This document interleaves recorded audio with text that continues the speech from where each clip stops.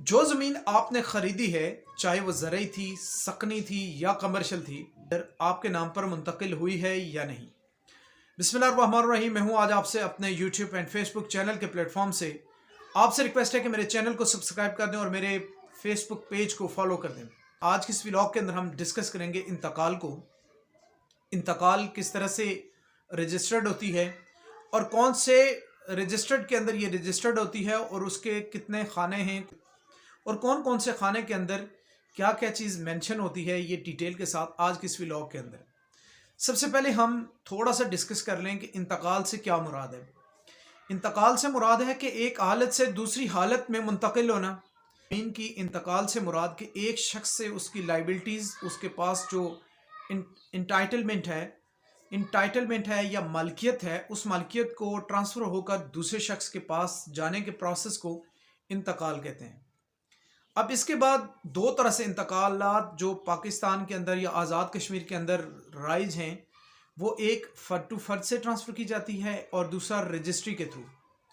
अब रजिस्ट्री में या फ़र्द टू फ़र्द में बाकी फर्दर चीज़ें भी आती हैं, जैसे हिब्बा हो गया, बै हो गया, विरासत है, या ये इंतकालात की आगे काइंड्स हैं कि किस तरह की है, रहन है, मॉर्गेज है, ये सारी चीज़ें उसके अंदर आ जाती हैं। लेकिन जो दो मोड्स हैं, चाहे वो फ़र्द टू फ़र्द इंतकाल है या रजिस्ट्री के थ्रू इंतकाल है, ये दो मेन चीज़ें जो इस वक्त हमारी सोसाइटी के अंदर सर्कुलेट कर रही हैं। यहीं पर मौके की मुनासबत से सदका जारिया के लिए एक चीज़ ज़रूर शेयर करना चाहूँगा, जो आम लोगों के लिए, जो प्रॉपर्टीज़ के अंदर इंटरेस्ट रख रहे हैं, जो ज़मीन ख़रीदना चाह रहे हैं, उनके लिए कि बहुत सारे लोग ये होते हैं कि 2 करोड़, 4 करोड़, 5 करोड़ रुपए की प्रॉपर्टी लेते हैं। जब प्रॉपर्टी का जब इंतकाल करने के लिए जाते हैं या रजिस्ट्री के लिए, या जो भी उसने मोड्स अपने जहन में सोचा हुआ होता है, तो किसी ऐसे शख्स के पास जाते हैं या एक्सपर्ट के पास जाते हैं। वो कहते हैं जी भाईजान, ये आपका तकरीबन 15-16 लाख, 10 लाख इस रजिस्ट्री पे खर्चा आएगा, इससे बेहतर है कि आप फ़र्द टू फ़र्द ट्रांसफ़र कर दें। अब वो क्या होता है जी कि बड़ी किसी ने खूबसूरत बात कही थी कि जब तक लालची ज़िंदा है तो नुसरबाज कभी भूखा नहीं मरेगा। अब ये इसके अंदर लालच आ गई कि यार ये 12 लाख रुपये बच रहा है। अब ये नहीं देख रहा कि यार मेरा 1 करोड़ रुपया हो सकता है इसकी वजह से डूब जाए। अब वो ये करता है कि फ़र्द टू फ़र्द ट्रांसफ़र करता है। कल वो उस पर लिटिगेशन स्टार्ट हो जाते हैं जी कि यहाँ पे, क्योंकि फ़र्द टू फ़र्द के अंदर बहुत सारी चीज़ें ऐसी हैं जो रजिस्ट्री के अंदर मेंशन होती हैं, वहाँ पे मेंशन नहीं हो सकती हैं। इंतकाल ये भी हो जाती है, ये नहीं है कि ये वैलिड नहीं है, ये कानूनी कोई लॉ बैकिंग नहीं है, लॉ बैकिंग है, लेकिन एक मजबूत और बेहतरीन जो चीज़ है वो आपके पास रजिस्ट्री है, वो टाइटल डॉक्यूमेंट है आपके पास, जिसके अंदर सबसे बेहतरीन चीज़ ये होती है कि वो एक सेपरेट डॉक्यूमेंट है आपके पास। जो सबसे बेहतरीन चीज़ रजिस्ट्री की होती है, उसके अंदर मीट्स एंड बाउंड्स है। मीट्स एंड बाउंड से मुराद उसके हदूद अरबा हैं कि जो भी आप प्रॉपर्टी ख़रीदते हैं, प्रॉपर्टी ख़रीदने से पहले उस जगह का, उस प्लॉट का विज़िट किया करें कि जो प्लॉट आप ख़रीद रहे हैं तो इसके राइट साइड पे कौन साहिब मौसूफ़ हैं, जिनके नाम पर वो मकान हो, जिनके नाम पे वो रजिस्ट्री हो, उनका नाम लिख लिया करें और देख लिया करें कि कौन सी सिमत पर है, शमालन है, जनूबन है, ये किस सिमत पे है, वो सिमतें भी वहाँ से देख लिया करें। फिर आपके प्लॉट के लेफ़्ट साइड कौन साहिब मौसूफ़ है, मकान है तो किसके नाम पे है, उसका नाम लिख लिया करें। आपके मकान के बैक साइड पे क्या चीज़ है, कोई पार्क है, ग्राउंड है, मकान है, जो भी चीज़ है वो साथ लिख लिया करें। और फ्रंट पे लाजमी बात है, या तो गली होगी या रोड होगी, वो चीज़ें भी आप मेंशन कर लिया करें। इसका फ़ायदा क्या है, कल किसी भी प्लेटफॉर्म पे जाके किसी कोर्ट के अंदर लिटिगेशन स्टार्ट होते हैं तो यहाँ से आपकी मीट्स एंड बाउंड से देखा जाएगा, क्या लोकल कमीशन भेजा जाएगा कि जाएँ ये जो इन्होंने ये चीज़ें मेंशन की हुई हैं, क्या ये वाकई ये चीज़ें एग्जिस्ट कर रही हैं। जब एग्जिस्ट कर रही हैं तो आपका केस या आपकी जो ये प्रॉपर्टी पे टाइटल का जो प्रोसीजर है, ये ज़्यादा मजबूत हो जाएगा। बहरहाल हम आज अपने इस व्लॉग की तरफ चलते हैं। हाल किस रजिस्टर्ड के अंदर रजिस्टर्ड की जाती है, उससे रजिस्टर्ड दाखिल खारिज कहा जाता है। और मेरे स्क्रीन पर भी आपको नज़र आ रहा होगा जो सबसे कॉर्नर पर रजिस्टर्ड दाखिल खारिज। अब दाखिल खारिज से क्या मुराद है, ये नहीं है कि कुछ चीज़ें रजिस्टर से बिल्कुल खारिज हो रही हैं और कुछ नई चीज़ें इसमें ऐड हो रही हैं, नहीं, बल्कि इस रजिस्टर के अंदर ही से कुछ एक शख्स से उसकी इंटाइटलमेंट, उसके राइट जो उसके मालकाना हकूक़ हैं, वो ट्रांसफ़र होकर किसी दूसरे शख्स के पास जाने के प्रोसेस को या इस चीज़ को डील करने के लिए जो रजिस्टर्ड रखा हुआ है, उसे रजिस्टर्ड दाखिल खारिज का नाम दिया गया है। और इंतकाल के ज़रिए ये मामलात सारे तय पाते हैं। आप मेरी स्क्रीन पे देखें, इसके कॉर्नर पर आपको नज़र आ रहा होगा रजिस्टर्ड दाखिल खारिज। ये वही रजिस्टर्ड है जिसको हम डिस्कस करेंगे। और इससे अगला जो इसके बाद जो लिखा हुआ है वो महल या मौज़ा। अब ये क्या चीज़ है, रेवेन्यू स्टेट है। रेवेन्यू के अंदर सबसे बेसिक यूनिट जो है वो रेवेन्यू स्टेट है, मॉल है या मोज़ा है। अब इससे मुराद ये है कि उस गांव का, उस कस्बे का, उस एरिया का जो सबसे मशहूर तरीन जगह है, या हो सकता है यूनियन काउंसिल हो, तो यहाँ पर उसके आगे मोज़ा या मॉल के आगे लिख दिया जाता है कि ये फ़लाँ मोज़ा है, ताकि आइडेंटिफिकेशन होने में आसानी हो सके। उसके फ़ौरन बाद हद बस्त का एक लफ्ज़ लिखा हुआ है। हद बस्त से मुराद मुख्तलिफ मोज़ाजात के अंदर जो हदूद अरबा, बाउंड्रीज़ वगैरह का मामलात है, तो वो नंबर यहाँ पे लिख दिया गया है कि ये जो बाउंड्रीज़ हैं, जो यहाँ पे हदूद अरबा है, इनके बारे में यहाँ पे नंबर लिख दिया जाता है।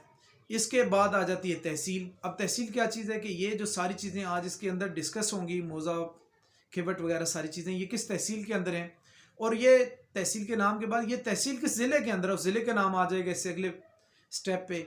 उससे आगे आ जाएगा किताब नंबर। किताब नंबर से मुराद ये जो जमाबंदी हुई है, तो ये किस किताब के अंदर ये सारी चीज़ें लिखी हुई हैं, उस किताब का नंबर यहाँ पे लिखा जाएगा। उससे अगले स्टेप पे आपको नज़र आएगा वर्क नंबर। और वर्क नंबर से मुराद कि ये जो नकल जमाबंदी के जिस रजिस्टर का जिक्र इससे पहले किया गया है, उसके किस पेज पे ये सारी चीज़ें लिखी हुई हैं, या ये जो मुरतब कर रहे हैं तो किस चीज़ को सामने रख के, आपने कौन से पेज को सामने, रिकॉर्ड को रख के आपने ये सारी चीज़ें लिखी हैं। और उसके बाद इससे फ़ौरन बाद नीचे दो बड़े कॉलम आ जाते हैं जो ऊपर लिखे हुए हैं। इसके अंदर लिखा हुआ है रजिस्टर्ड हकदारान ज़मीन की आखिरी अंदराज व तरमीम। इससे नीचे को 4-5 छोटे छोटे कॉलम डील कर रहे हैं इनको। और इसी तरह से अगला जो आ जाता है नया अंदराज व कायम। ये पहले वाला जो है ये पुराने जो बेच रहा है उसको डील कर रहा है, और ये जो नया वाला है जो अगला खाना है इसके अंदर, इसके नीचे 5-6 इसके नीचे भी हैं कॉलम हैं, वो डील कर रहे हैं नए मालिक को, उसकी सारी चीज़ें यहाँ पर लिखी जाएंगी।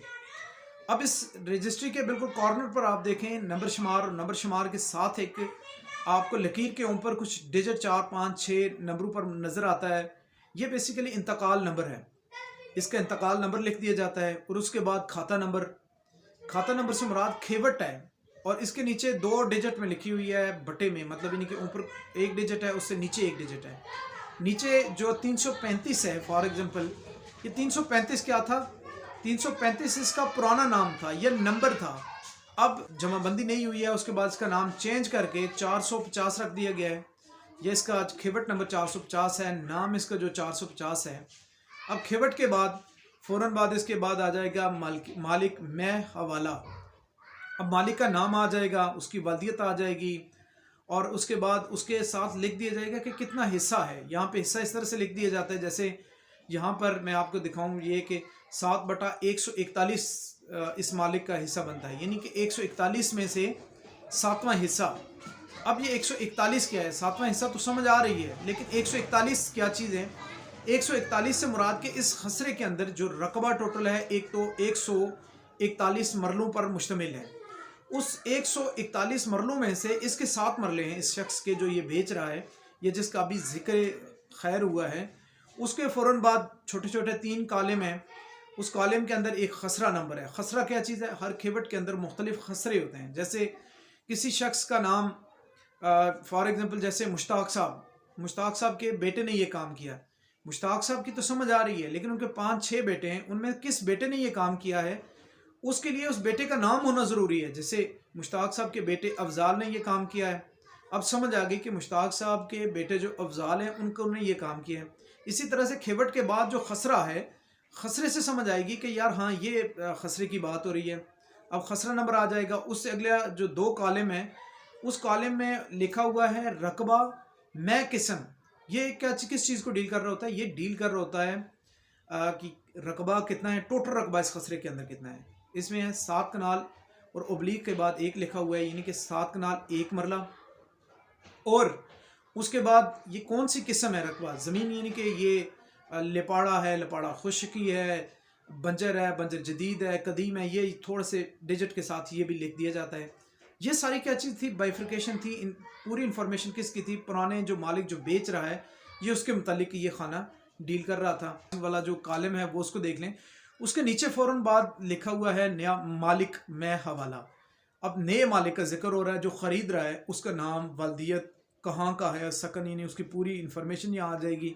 कितना रकबा ख़रीद रहा है, 7/141। 141 से मुराद यानी इस खसरे के अंदर 7 कनाल 1 मरले ज़मीन है, اور ایک کنال کے اندر کتنی زمین ہوتی ہے؟